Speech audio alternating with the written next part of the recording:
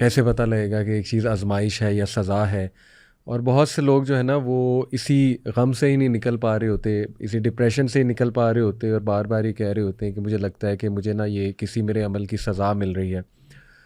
اور کبھی کبھی پاسٹ کے سنس بھی بہت ہانٹ کرتے ہیں, حالانکہ بندہ ان کی توبہ بھی کر چکا ہوتا ہے, یعنی عمرے کر آیا ہوتا ہے, وہاں جا کے مغفرت اللہ تعالیٰ سے طلب کر آیا ہوتا ہے, لیکن اس کے باوجود ایک دم سے جب وہ ڈاؤنر آتا ہے نا تو بندہ تھوڑا سا شک کرنے لگتا ہے, اگر پتہ نہیں میری توبہ قبول ہوئی کہ نہیں ہوئی, کیونکہ یہ جو نیا پرابلم آ گیا مجھے, یہ کہیں وہ پچھلا جو گناہ تھا اس کی تو نہیں اب مجھے سزا مل رہی. سبحان اللہ.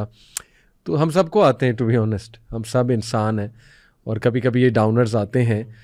تو آپ کو بھی کبھی اس طرح کے ڈاؤنرز آئیں؟ علی بھائی یہ تو میرے خیال سے part and parcel of life ہے, اور اگر کوئی میرے خیال سے یہ سمجھتا ہے کہ اسی کی زندگی میں شاید کوئی آزمائش آتی ہے اور کسی اور کو آزمایا نہیں جاتا, تو میرے خیال سے یہ آپ کا جو انسان کا پرسیپشن ہے دنیا کا, یہ اس میں ایک بہت بڑا فالٹ ہے. اور میں ایک بات اکثر کہتا ہوں کہ ہم نا دنیا کو دار الجزا سمجھ بیٹھتے ہیں, ہم دنیا کو دار الامتحان نہیں کہتے. یعنی the world is a place where we are tested. It's not a place جہاں پہ ٹٹ فار ٹیٹ ہونا ہے. سو یہ بات تو سمجھنا بڑا ضروری ہے کہ دنیا کا مقصد ہی جو اللہ تعالیٰ نے بیان فرمایا کہ الذی خلق الموت والحیاۃ لیبلوکم ایکم احسن عملا, صحیح بات, کہ اللہ تعالیٰ نے آزمانا ہے انسانوں کو کہ کون اعمال کے لحاظ سے سب سے زیادہ اچھا ہے. اور سورہ بقرہ کا اگر آپ وہ کانٹیکسٹ دیکھتے ہیں تو اس میں تو اللہ تعالیٰ نے اتنی یعنی ایمفیسس کے ساتھ بات کہی ہے کہ وَلَنَبْلُوَنَّكُمْ بِشَيْءٍ مِّنَ الْخَوْفِ وَالْجُوعِ وَنَقْصٍ مِّنَ الْأَمْوَالِ وَالْأَنفُسِ وَالثَّمَرَاتِ, کہ ہم نے تمہیں آزمانا ہی آزمانا ہے, چاہے جان کا نقصان ہو, مالوں کا نقصان ہو. سو یہ ایک ایسی چیز ہے جو کہ پری ڈیسٹنڈ ہے کہ آزمائش تو ہونی ہونی ہے. سو یہ ایک پرسیپشن اگر ہم اپنے دماغ میں سیٹ کر لیں تو یعنی پریشانیوں کا آدھا حل تو یہی ہے. صحیح بات. اور پریشانیاں ظاہری سی بات ہے جس طرح ہر بندے کی زندگی میں آتی ہیں, میری اور آپ کی زندگی میں بھی آتی ہیں, تو میرے خیال سے آگے چل کے ہم کچھ نہ کچھ وہ شیئر بھی کریں گے ضرور. زبردست, بالکل ٹھیک ہے. اچھا, یہ ایک امام القیم کا کوٹ آپ کے سامنے رکھتا ہوں. ویسے تو یہ کوٹ ہم سمجھ جائیں نا تو سارا پوڈ کاسٹ جو ہے نا وہ اسی سے کور ہو سکتا ہے. سبحان اللہ. انہوں نے کہا life is a journey from one worry to another accept those who turn every worry into worship.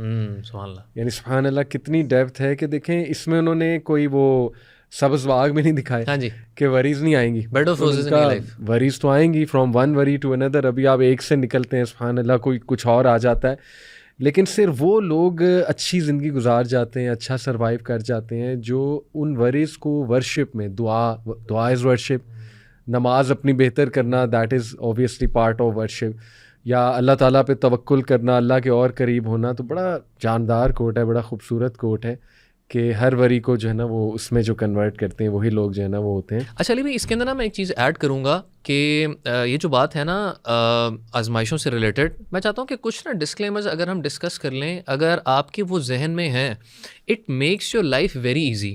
جس کے اندر ہم نے پہلی بات تو یہ بھی کی نا کہ آپ یہ سمجھ لیں کہ دنیا جو ہے it's a place of test, یہاں پہ آزمائش ہونی ہی ہونی ہے. تو اگر آپ بائی ڈیفالٹ اپنی یہ مائنڈ سیٹ ایک بنا لیں گے تو آپ کے لیے مسئلے حل ہو جائیں گے. اور بڑی ایک پیاری بات کسی نے کہی تھی کہ آپ غور کریں کہ اللہ تعالیٰ سورہ انشراح کے اندر فرماتے ہیں کہ ان مع العسر یسرا, ہر مصیبت کے ساتھ آسانی ہے.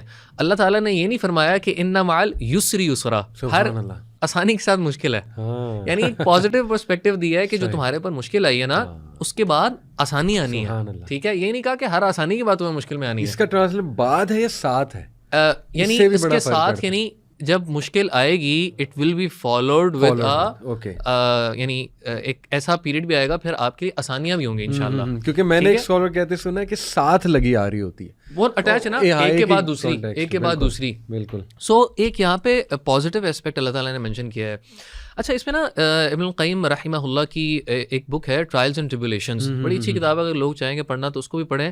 اس کے اندر نا ابن القیم رحمہ اللہ ایک پوائنٹ بڑا ڈسکس کرتے ہیں امپورٹنٹ. وہ کہتے ہیں کہ جو بندہ یہ کہتا ہے نا کہ اللہ تعالیٰ مجھے کیوں آزما رہا ہے, ٹھیک ہے, وہ بیسیکلی یہ کہنا چاہ رہا ہے کہ میں نے جو اللہ تعالیٰ کے حقوق بنتے تھے نا میں نے وہ سارے ادا کر دیے ہیں.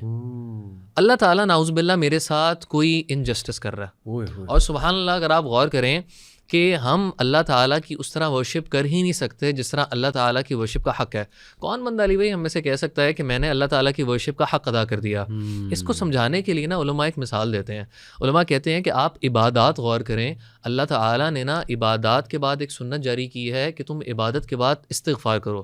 آپ دیکھیں علی بھائی عبادات کے اندر ون آف دا گریٹسٹ ورشپس جس کے ساتھ جنت کی بشارت ہے وہ حج ہے. حج کے اندر آپ کی نماز، پیسہ خرچ کرنا، روزہ، یہ ساری چیزیں اکٹھی ہو جاتی ہیں. اللہ حج کے بارے میں سورۃ البقرہ کی آیت 199 میں فرماتے ہیں کہ ثم افیدوا من حیث افاض الناس واستغفروا اللہ. یہ عرفات سے لوگ واپس جا رہے ہیں، کیا کر کے جا رہے ہیں؟ حج کر کے جا رہے ہیں. تو اللہ کہہ رہے ہیں حج کرنے کے بعد توبہ کرو، ان مناسک کے بعد توبہ کرو. یعنی کس چیز کی توبہ کرنی ہے؟ تو علماء فرماتے ہیں کہ یہ استغفار اس چیز کا ہے کہ ہم اللہ کی ورشپ ایسے کر ہی نہیں سکتے جس طرح ورشپ کا حق ہے. آپ نماز دیکھ لیں، سلام پھیرتے ہیں السلام علیکم ورحمۃ اللہ، السلام علیکم ورحمۃ اللہ. ہم کیا پڑھتے ہیں؟ اللہ اکبر، استغفر اللہ، استغفر اللہ، استغفر اللہ. سو یہ دو چیزیں جو ہے نا خاص طور پہ کہ life is a test and ہم اللہ کی ورشپ ایسے کر ہی نہیں سکتے کہ جس طرح ورشپ کا حق ہے. تیسرا پوائنٹ بھی میں اس کے اندر ایڈ کر دیتا ہوں، دیٹ از کہ انسان یہ سمجھ لے میرا جو نالج ہے وہ بہت لمیٹڈ ہے. اللہ تعالیٰ از آل وائز. یعنی دیکھیں علی بھائی میرے سامنے اور آپ کے سامنے نا ایک پرسپیکٹیو ہوتا ہے کہ میرے اوپر یہ آزمائش آئی تو پتہ نہیں، کیونکہ مجھے فیوچر بھی نہیں پتا، مجھے تو پتہ ہی نہیں اس کے کانسیکوینسز کیا ہونے ہیں. اللہ تعالیٰ یہ بھی جانتے ہیں کہ میرے ساتھ اس کی چیزیں کیا ہوں گی. ٹھیک ہے، اسی طریقے سے اللہ تعالیٰ یہ بھی جانتے ہیں اس آزمائش کا امپیکٹ میرے ارد گرد والوں کے ساتھ بھی کیا ہوگا اور دنیا پہ سوسائٹی پہ امپیکٹ کیا پڑ رہا ہے. اللہ فرماتے ہیں نا کہ واللہ یعلم وانتم لا تعلمون، he knows and you do not know. So اسی لیے اگر بندہ یہ مان لے کہ اللہ تعالیٰ آل وائز ہے تو بندہ کبھی اللہ تعالیٰ پہ اعتراض ہی نہ اٹھائے. یعنی اس کو پتا ہوگا میرا رب is all wise, he knows what I do not know. بہت خوبصورت، الحمدللہ.